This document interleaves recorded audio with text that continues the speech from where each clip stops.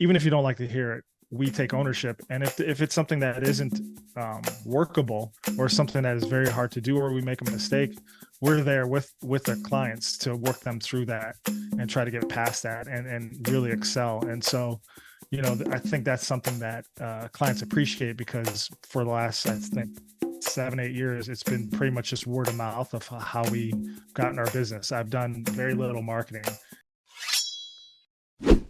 Welcome to Business Ninjas, brought to you by WriteForMe, where you'll hear from business leaders who are out there growing their business and slaying it every day. Learn from the masters. Let's get started.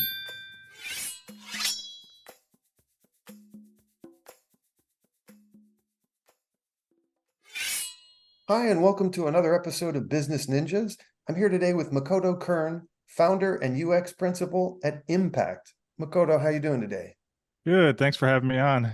Oh, my pleasure. I appreciate you spending some time with us on Business Ninjas. Definitely. Please tell us a little bit about yourself and about Impact. Sure. I started Impact, I'd say about 20 years ago, originally in Chicago, been headquarters in Austin for probably the last about 10 years. We've been primarily a UX design and development agency. If you're a company and you're looking to relaunch or design a new software product and you're having trouble doing that, or you need to figure out a better way to make it more usable, better performance, just better processes between your strategy to dev to product to design. We are the experts, and we've launched hundreds of digital products. So that is what we do. Excellent. And what's your background? How'd you come to start Impact? So my background's interesting. I started off as a robotics and electrical engineer. Got my master's and did that for about 10 years. And then I started doing websites just on the side. It just got to a point where I was able to just quit my job and do that full time and try to run a company. And this is I'd say almost 20 years ago. Since then, I've been just hustling, just trying to. I've worked with so many different consulting agencies, big insurance companies, to other big design agencies, and just running my own as well. So Excellent. It's been a great experience. Excellent.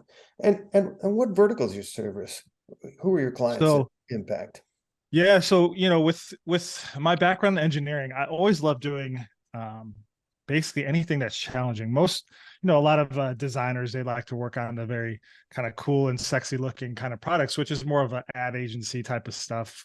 And for us, enterprise isn't that sexy, but it is complicated. So many of our verticals that we've helped with, there's not a lot of UX representation in there because it's difficult.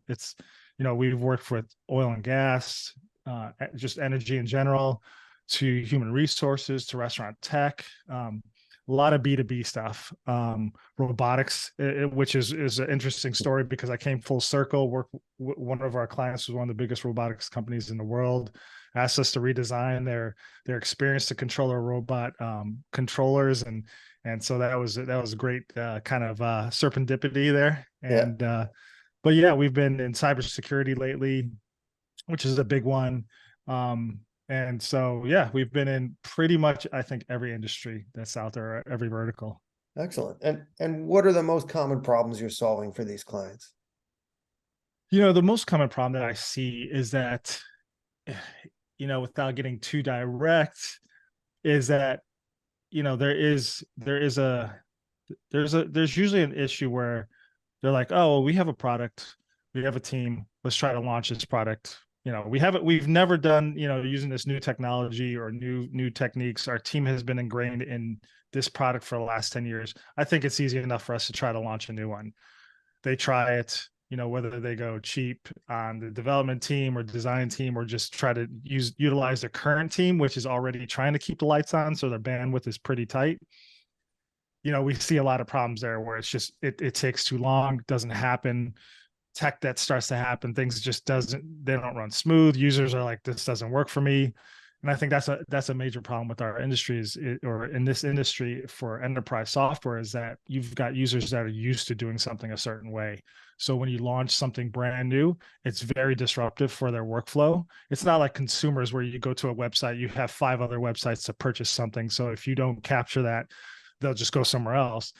People in enterprise are forced to use the software. So you have to make sure you get it right. And there's going to be negative change feelings from your current users. So the way to do that is pretty, it's not an easy road, but it's something that we really help our clients with. And how do you bring people forward? I mean, there has to be change in user interfaces. Things, the tech gets better, so Yep. you can deliver a better experience. But the last thing Yeah. you want to do is alienate pre-existing customers and users. What's the best way to bridge that gap?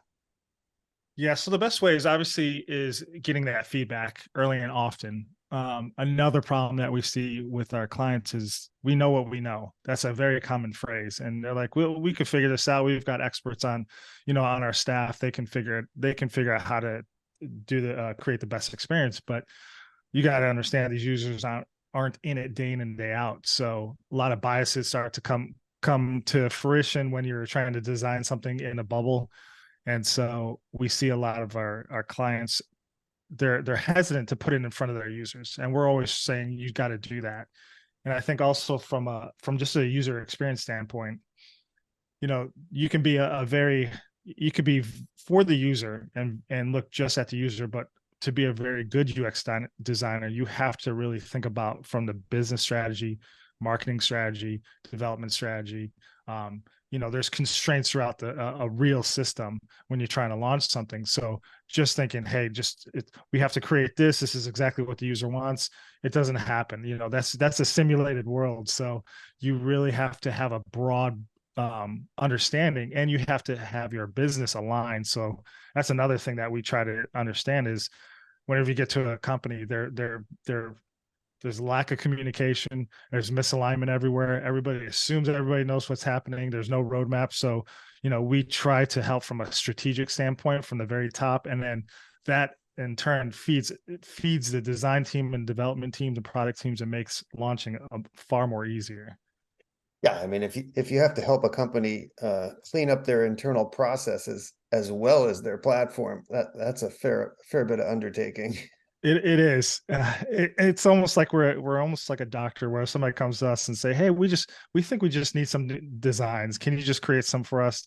Once we get it in there, we say, "Oh, well, oh my God!" You look under the hood. There's a lot of other things that are wrong, but initially, they think it's just, "Oh, we just need this one thing, and we're good."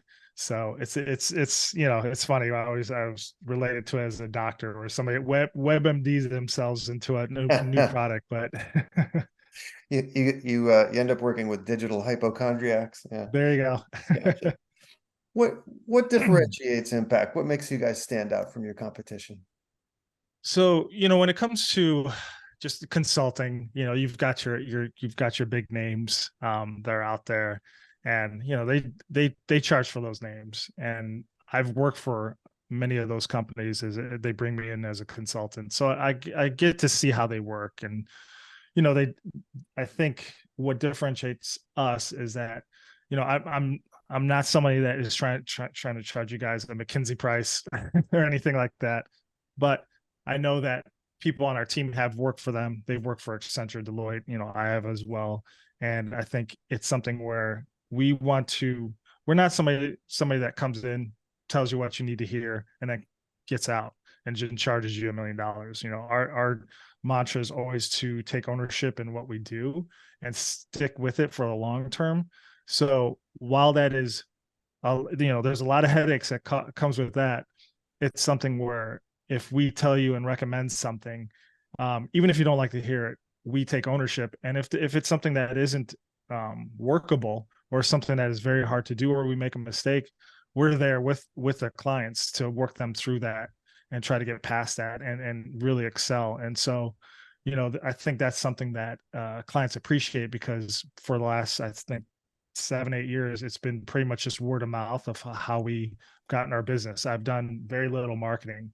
And so, obviously I'm podcasts now, and I enjoy like doing this, but yeah, prior to that, it's been all word of mouth. So I think that just shows the quality of work that we've been doing. Excellent. Excellent. Well, let's talk about the last couple of years. They've been, Yeah. a lot of companies struggle to survive, let alone thrive in COVID. What were the last couple of years like for you? It's actually the opposite for us. We've been on the Inc. 5000 3 years in a row for the last 3 years. So that shows that we actually experience hyper growth, and is because of COVID. I've always run our teams distributed. And there's obviously challenges with that. And we were able to, when COVID hit, there was nothing new for us. And, whether you're distributed or face to face, it all comes down to communication and management. And it's not easy to do. And I like to, not only be just someone who's managing the clients, but I also like to be involved in actually seeing the work get done. So being close to my team, understanding what problems there are, because half the problem is not just solving the design, it's actually dealing with the clients and the people. And so that's usually the harder challenges. And so I think from a COVID perspective, just dealing with clients that weren't able to transition easily, they reached out to us, and we were able to handle that type of ramp up, and it's been great for us. Excellent. Hey, communication and Yeah. transparency are, paramount in any relationship, let alone in It seems one. easy and when you say it, but it's hard in practice. Oh, of course. Hey, Yeah. we're still talking about humans, and there's Yeah. human nature at play in every Oh yeah. relationship, right? So, all right, I imagine I know the answer to this question because you said you haven't done any marketing over the years, but Yep. what role has content played in the growth of your business? Yeah. So I mean, I've always done, when we first moved to Austin, I kind of actually prepared, and I did a lot of SEO and content writing. So I actually was smart in figuring that, hey, this is probably going to be a move. I should probably start optimizing that. So, writing articles and things like that was something helpful, and just your standard SEO practices to our website. But we recently rebranded ourselves as well, launched a new site. Same thing. We're trying to write a lot of content. There's so many stories that we have to tell, and I have to get that out there. So I think obviously podcasting is a good way of doing that. So that's something we're looking at, actually putting together better stories to tell, because explaining what we do on a website in few words or less is very difficult to do. So I think this is a medium where people can see who my team is, who we are, how we've helped, and hopefully relate to themselves and say, hey, these are people that can actually help us because we're in the same situation. Excellent. All right. Mhm. Look down the road a year. What are some things you'd like to be celebrating personally and professionally a year from now? In a year from now, well, the world seems to be on fire. So Minor detail, right? Yeah. I know. So I hope by next year everything, we come out of it. You have to have these ebbs and these rises and falls of this kind of recession and good times. So I think we're hopefully going to be coming out of one next year, and I think by then I hope to have a lot of social media presence. I'm not a TikTok generation. I'm not, my kids are, but I'm not. So I think, being able to talk to the people and potential clients and get more outreach, because there's only so much you can do face-to-face networking, but I think there's so many people that I would love to meet through that medium, and especially people who've not been referred, people who said, hey, this is such a great company, I'd love to try to get their services. This is something that I'd like to achieve for next year. Excellent. Please tell us, what's your URL? Where can people find Impact, and what social media outlets are you using these days as well? So you could see us at www.impact with three I's, IIIMPACT.io. And you can see us on, well, we're going to have a YouTube channel pretty soon. So you'll see that coming up. And yeah, we're on Twitter, Instagram, all the good usual social media accounts. Excellent. Makoto Kern at Impact, thank you for spending some time with us on Business Ninjas. All the best to you and yours for a happy and safe Halloween and continued success at Impact. Awesome. Great. Thanks a lot, Andrew. My pleasure. Take care.